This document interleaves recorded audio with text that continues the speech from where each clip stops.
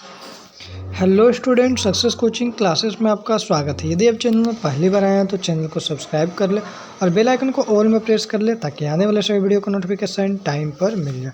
आज हम डिस्कस करने वाले हैं क्लास 10th का। हम आपको डिस्कस करने वाले हैं आज क्लास 10th का, वो भी आपको साइंस का मोस्ट VVI क्वेश्चन जो आपका सब्जेक्टिव का होने वाला है, जो आपका 2024 बोर्ड एग्जाम के लिए बहुत ही इंपॉर्टेंट होने वाला है। वो सब क्वेश्चन हम आपके लिए लेकर आ गए हैं। इससे पहले बहुत सारा वीडियो हम अपलोड कर चुके हैं क्लास 10th के लिए, तो जाइए सबका प्लेलिस्ट बना दिए, सोशल साइंस का, मैथ का।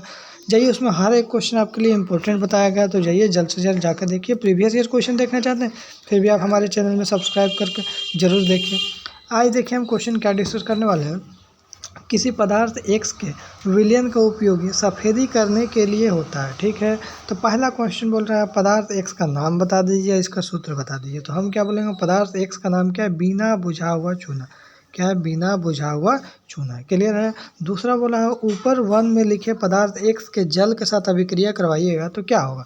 तो लिखेंगे भैया पदार्थ जो X है, X को अर्थात CaO की जल के साथ अभिक्रिया कराएंगे तो किस प्रकार होगा। तो याद रखिए, आपको पता है CaO बिना बुझा हुआ चूना है, यदि उसको जल के साथ अभिक्रिया करवा दीजिएगा तो क्या हो जाएगा, बुझा हुआ चूना हो जाएगा। आपको पता है CaOH2 हो जाएगा, ठीक है ना।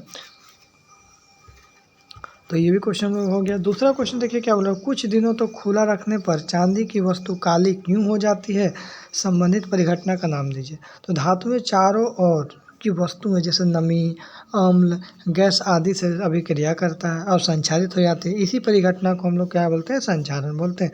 और चांदी क्या होता है, ऑक्सीजन से अभिक्रिया करके सिल्वर ऑक्साइड की परत बनाती है और ये रंग क्या होता है, काला होता है। आगे देखते हैं क्या बोले, श्वसन को ऊष्मा क्षेपी अभिक्रिया क्यों कहते हैं, भैया वर्णन कीजिए। इंपॉर्टेंट क्वेश्चन है, चलिए देखते हैं।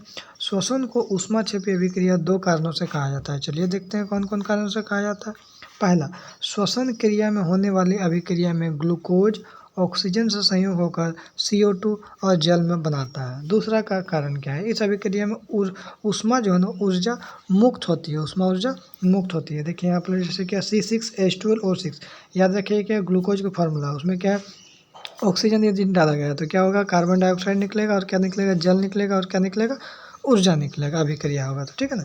आगे देखिए कुछ पॉइंट को ये भी देख लेते हैं। निम्नलिखित पदों को वर्णन करिए और प्रत्येक का एक एक उदाहरण भी दीजिए। संचारण और विकृत गंधिता क्या है। तो चलिए हम लोग देखते हैं। संचारण तो आपको पहले से ही पता है, जब कोई धातु आर्द्रता व अम्ल आदि से संपर्क में आती है तो उसके ऊपर ऑक्साइड की परत जम जाती है और वह धीरे धीरे क्या होता है, क्षरित होने लगता है। इस प्रक्रिया को हम लोग क्या बोलते हैं, संचारण बोलते हैं। जैसे कुछ एग्जाम्पल देना चाहते हैं, लोहे के ऊपर जंग लगना, ये भी संचारण को उदाहरण। चांदी के ऊपर काली परत आना और तांबे के ऊपर हरा परत चढ़ जाना, ये सब संचारण को उदाहरण है। अब देखिए विकृत गंधिता क्या, तेल वाला जितना भी पदार्थ है, तेल वाला जो वस्तु होता है, तेल एवं वसायुक्त खाद्य पदार्थ जब वायु में उपस्थित ऑक्सीजन से अभिक्रिया करते हैं तो उपचयन के फलस्वरूप उसके स्वाद और विकृत गंधित हो जाते हैं। इस प्रक्रिया को हम लोग विकृत गंधिता कहते हैं। इसे खुला रखने पर समोसे का स्वाद और गंध बिगड़ जाता है। आगे देखिए ऊष्माक्षेपी और ऊष्माशोषी अभिक्रिया क्या है। तो याद रखिएगा ऊष्माक्षेपी अभिक्रिया क्या है। तो ऊष्माक्षेपी अभिक्रिया वह अभिक्रिया है जिसमें उत्पाद के साथ साथ ऊष्मा का उत्सर्जन होता है। भैया ऊष्मा निकलेगा, क्या निकलेगा, ऊष्मा उसमें निकलेगा, उसी को ऊष्माक्षेपी अभिक्रिया बोलते हैं। देखिए CH4 जैसे इसको अभिक्रिया करवाएं और ऑक्सीजन को भी करवा तो इसका क्या उत्पाद निकल रहा है, CO2 निकल रहा है, जल निकल रहा है, ऊष्मा निकल रहा है। इसमें क्या निकल रहा है, ऊष्मा निकल रहा है। लेकिन देखिए ऊष्माशोषी अभिक्रिया में उल्टा होता है। ऊष्माशोषी अभिक्रिया वह अभिक्रिया इसमें अभिकारकों को तोड़ने के लिए ऊष्मा या अन्य किसी प्रकार की ऊर्जा का जरूरत होता है। मतलब भैया यदि किसी चीज़ को अभिक्रिया करवा रहे हैं तो उसमें हमको खुद ऊष्मा देना पड़ेगा, तो उसी को हम लोग बोलते हैं ऊष्माशोषी अभिक्रिया। से देखिए AgCl, सिल्वर क्लोराइड को यदि हम लोग तोड़ना चाहते हैं तो सूर्य का प्रकार दे रहे हैं, इसमें हम लोग क्या ऊष्मा दे रहे हैं, उसमें क्या होता है, ऊष्मा निकलता था, ऊष्मा छपे ऊष्मा निकलेगा। इसमें क्या अभिक्रिया करवाने के टाइम ऊष्मा हमको देना पड़ेगा, समझे। तो इसी को हम लोग क्या बोलते हैं, ऊष्मा शोषी अभिक्रिया कहते हैं। आगे देखते हैं क्वेश्चन क्या है। आघात वर्धनता क्या है, उदाहरण देकर समझाएं। तो धातुओं को हथौड़े से पीटकर पतली चादर बनाई जा सकती है। धातुओं के इसी गुण को आघात वर्धनता बोलते हैं, जैसे सोना चांदी।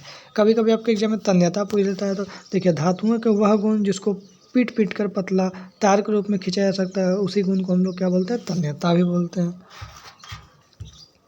देखिए अमाशय में अम्ल की क्या भूमिका है, हमारे जो पेट है अमाशय में अम्ल की क्या भूमिका है।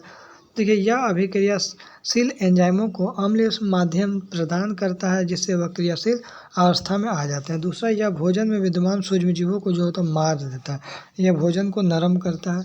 आगे देखते हैं क्या क्वेश्चन है।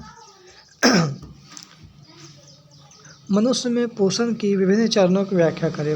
मनुष्य में पोषण के विभिन्न चरण क्या है? सबसे पहले अंतर्ग्रहण, भोजन को शरीर के भीतर अर्थात आहार नाल तक पहुंचाने की प्रक्रिया को हम लोग अंतर्ग्रहण कहते हैं, या भोजन प्रक्रिया का प्रथम चरण। दूसरा चरण क्या है भैया? तो दूसरा चरण देखिए, पाचन ठोस, जटिल तथा बड़े बड़े अघुलनशील भोजन कणों के अनेक एंजाइमों को सहायता से तथा विभिन्न रासायनिक व भौतिक प्रक्रियाओं के माध्यम से तरल, सरल और छोटे छोटे घुलनशील कणों में बदलने की क्रिया को हम लोग क्या बोलते हैं? पाचन बोलते हैं। दूसरा तरीका। तीसरा क्या? अवशोषण क्या है? अवशोषण, भोजन के कण छोटे हो जाते हैं तो वह छोटी आंत की दीवार से गुजरते हुए खून में मिल जाते हैं। यह प्रक्रिया क्या कहलाता है? अवशोषण कहलाता है। आगे देखिए क्या बोल रहा है।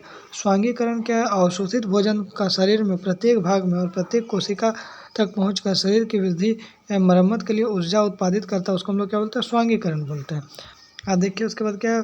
बहिष्करण क्या है? तो देखिए मल के रूप में अनपचे भोजन के गुदा मार्ग शरीर से बाहर निकालने की प्रक्रिया को हम लोग बहिष्करण कहते हैं।